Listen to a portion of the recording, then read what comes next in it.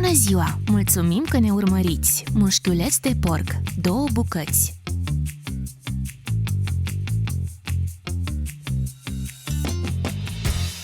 Sare, 10 grame.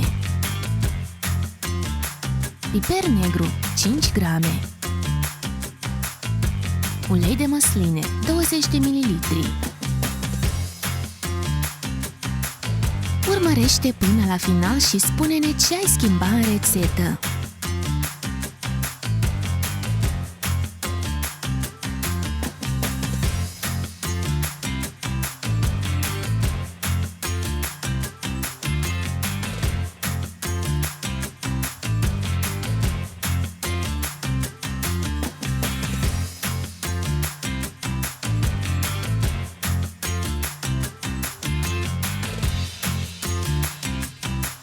Vin alb, 120 de ml.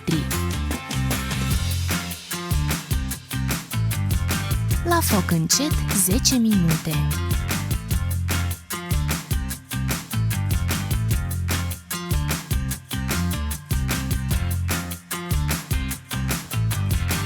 Ceapă o bucată.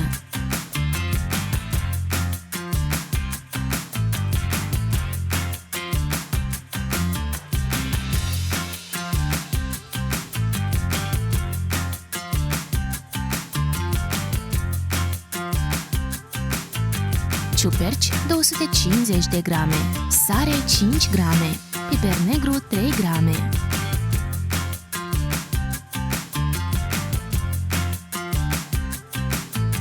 Smântână dulce de gătit 200 de ml.